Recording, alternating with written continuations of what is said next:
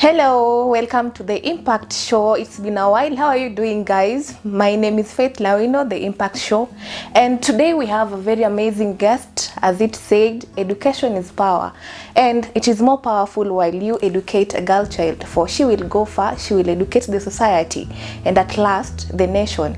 Anyway, education has its ups and downs, and when you are faced with illness or sickness, you cannot really concentrate on education, and maybe you cannot do well. Today, our guest, Esther Okul. Let's hear from her. Esther, welcome. Thank you. So, who is Esther? Esther is a young mother, someone who believes in herself. Yeah. She never gives up. Mm-hmm. Yeah. And Esther, I understand you recently graduated from Machakos University. What course were you pursuing? I was pursuing BSc Statistics and Programming from Machakos University. Yeah. Yeah. How is the course? Literally, it's all about mathematics. How is it? It's tough. I can't say it's easy, but just like any other course, it requires determination, hard work, and you really need to know what you want in life. Yeah. Okay. Tell us something about your illness while you were in school. When did it start and how did you handle it? Okay, when I was growing up, I was just okay, a healthy child. The normal sickness where everyone can get ill, malaria, unapewa dawa, then it's done. But when I reached Form 3,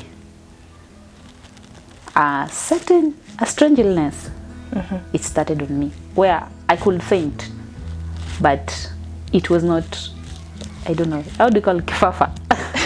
Epilepsy or something of the sort. Yeah, it was not that. It was a strange disease. I could just fall down and then become unconscious, then later on become conscious after an hour or two. There was a day I went up to 4 hours. Oh my God. I didn't know what to do. And then when I was rushed to the hospital, the doctor said, I'm okay. Like, I'm pretending. You're pretending? Yeah. Oh you can imagine, you're sick, and then someone says, you're pretending. It wasn't easy on me, so I had to be taken back home. I stay at home. Then after 2 or 3 days, I just say, I'm good, let me go back to school. When I go back to school again, my mom is called. Come take your daughter. She has fallen. And then, unarudishwa nyumbani. So that was the trend, on and off. First term, second term, it was like that. So hivyo tu niliacha kwenda shule. I had to stop going to school. I could not take it. The stigma, the worry, I could not take it. So did you have any friends in school because of that condition? Yeah, I had, but little by little they were detaching themselves. So they could not get, hawangekuwa marafiki na someone who is getting sick, like unknown disease. Some said I was possessed, some said niko na mashitani, and the trauma, it's not easy. Stigma is real, and stigma is ni kitu mbaya kabisa. It's not something that is so easy to handle. Did you have someone to motivate you, to encourage you? No, I had no one, but I want to appreciate, there was a friend of mine, a student. He was so good to me. Yes. In fact, he even visited me at home. He used to come and visit me, say, how are you doing, Esther? I know you'll make it, just have hope and all that. Yeah. Wow. So what about the illness? Is it still there or? No, the illness, I had to change, I had to transfer schools. It was just smooth, it was just good. I had no illness. But the unfortunate thing, on the day of my KCSE, it was on a Tuesday, I remember. So, no, not on a Tuesday, on a Friday, 2012. We were supposed to do biology practical. The biology practical was supposed to be done. And makaratasi zimeingia, we're in the assembly. I just collapsed. Oh my. And then I found myself at around 10, nikiwa kwa kiti in my sister's place. And I'm like, what happened to me? Why am I here? I'm supposed to be in school doing exams. And then I'm being told, you just collapsed. You lost consciousness. So I thank God. I went on with my exams. It never reoccurred. Wow. And from there, it has never reoccurred. It has never reoccurred. Yeah. Wow. Yeah. Thanks be to God. Yeah, amen. But it was a hard time. It was not easy, because I think maybe that affected me, because I expected to pass in that KCSE, but I didn't, as to my expectations. Yeah. And then I got a B minor of 56, of which by that time they were taking 59. So I missed with 3 points. And then my teachers were not, they were like, I felt like I disappointed them, because they had high hopes in me. Yeah. So I was looking at the background, my background, our family background. They could not afford parallel fee. Yes. And then I was told, please just join TTC. I was not comfortable with that. So it was upon myself. I looked for a school to go and repeat. Oh. Yeah. I looked for a school to go and repeat. I went there and repeated. But the funny thing, when I went to repeat, the set books had been changed. So you are going to Form 4 with the new set books, just some few months to KCSE. The things that you are done, everything is changed. So it's like you are starting afresh. It was not easy. It was really hard. So how did you survive through campus? What was the experience? My campus life, I can't say it was easy. Yeah. Campus life was hard. Hard. Yeah, it was hard. As maybe to some it might be easy, but to me, I can say some campus life, it was hard on me. Yes. Because in the process, I got I got a baby. Yes. In 2015, which made me to defer. You had to defer. I had to defer. What was your reaction the moment you realized you conceived? I was, how now? Yani, what will I tell my dad? Yeah. My dad was a teacher, but he retired when I was in class 3. So it was always harsh. That is, I can say that. He doesn't tolerate nonsense. So, you know, the old teachers, they are always harsh and strict. So I was like, what am I going to tell my dad? Yeah. How will I even break this? How I'm not even going to campus now? What? So many questions were going through in my mind. So I was happy at the same time. I'm like, how? Did you think of maybe eliminating the baby? No, that never crossed my mind, because the father of the baby, he never denied. Yeah. Okay. So, but he was jobless. So, oh my God, 2 jobless people want to raise a baby. Yes. It was hard. How did your parents accept the message? I never told them I was pregnant, so they just waited and saw my baby growing. Yeah. Oh my God. So they couldn't ask at that point. Ile yenye nasemanga wacha ikue. So unanyamaza. Because you know, when you say I'm pregnant, you're like, what will they say? So you just keep quiet. They see for themselves. Yeah. So about parent-child relationship, how do you think our parents should treat us? Maybe when you tell them issues are I'm pregnant, how should they treat us? You know, our parents, yes, our age, our parents, I can say they are almost of the same age group. Yeah. The way they were raised up is not the same way in our generation.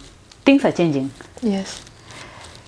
Like some parents, when you just tell them, hey mom, I have a boyfriend, they will be like, what? Now? Did I take you to school to have relationships? Yeah, exactly. They won't take it positively. Yes. But to me, at least they should listen. And then after listening, they counsel you. They talk to you. Yeah.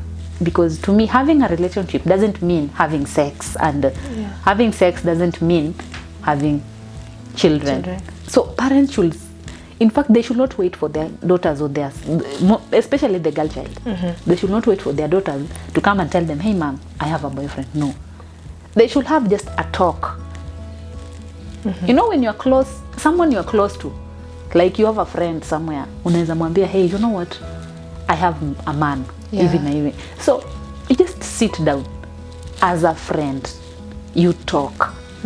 So when you are so open with this girl, she will tell you, hey mom, you know what? I met someone and I think I like him or he likes me. And then if you're a good mother, you can even tell her, bring him home. Yeah. Yeah.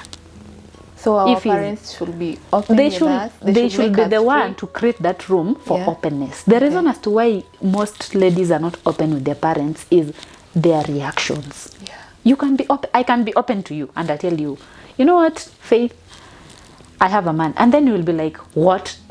We kazi yako tu ni wanaume. You know, next time I will not talk to you, even if I have a problem, even if I'm at the edge of dying, because you will judge me. Yes. Yeah. Because you don't create that room for discussion. Yeah. So our parents, they don't create that room for discussion. And that is why unapata, I do it out of venye mimi najua, venye I get it from my friends, venye I get it from any source I know of. Yeah. How did you balance your education plus The raising baby. the baby? At that point, I was doing anything to make a living. So I was saving from the manual jobs I was doing. I was really doing anything to make a living. So hata ikuwe ni kulimia mtu, I could do it. Ikuwe ni kumwoshea manguo, so long as I get some money. So I used to save. Yeah. So when I was going to campus, I'm the one who catered for my transport. And Makiu, I was going to Machakos, a place I'd never been to before. I catered for my transport, and then I looked for a girl who could go and take care of my baby, because I was sure I was not going to live in the hostels, because I could not stay with a child in the hostel. So I took care of all that. My mom alinipea vyombo za kupika, the utensils, but everything I bought it with my money. The fee I paid it with my money. Everything nisema tu kila kitu. Wow. Yeah. So when I went, the unfortunate part of it, when I went with this child, huyo msichana, nimemtoa nyumbani, tukaenda na yeye. Yeye badala ya kuniangalia mtoto, akakimbia. She went back to Nairobi. How old was your baby by then? My baby was 2 months old. Oh my. So I'm like, I'm new in this place. I can't trust anybody with my child. Now, what will I do? I had to talk to my mom. Yes. And the mom, please, can I bring the daughter back to you? And then she said, as a mother, mothers will always be mothers. Yeah. So she accepted. Nikapanga safari, nikarudi nyumbani. Niliacha mtoto wa miezi miwili. It was not easy because maziwa ndio hiyo. You have to take hiyo dawa ya kukausha maziwa. Yeah. Masomo ndio hiyo hapo. You are new in this place, remember. And then ilipata kama my savings zilikuwa zimeisha. Na unaelewa tu campus. Yeah. So it was not easy. It wasn't easy. Juzi tu ndio nilianza kubond na my first daughter. Yeah. Nilikuwa naenda nyumbani na mbeba nalia, nataka mamake. She knew I was not her mother. Oh my. Yeah. So what's your view on campus relationships? My view on campus relationship, some works, some doesn't work, but 99% doesn't work. Yes. 99% is just for company. Like you find someone first year, your couple goals, Yes. second year, couple goals, third year, unashangaa, what happened? Amjijui. So in third year, most of the people start finding bearing. Yes. Because they're like, I'm just remaining with 1 year, I have to. And then I graduate, I go out, I need a serious wife, because in campus, inakwanga like cost sharing. The parent of the lady anatuma pesa, parent ya boy anatuma pesa, you cost share. Mimi nitalipa rent, mimi nitanunua vyakula, the rest ni rave, tunaenda form, outing, and inakwanga pombe most of the time. Yeah. So to me, it doesn't work. Yeah.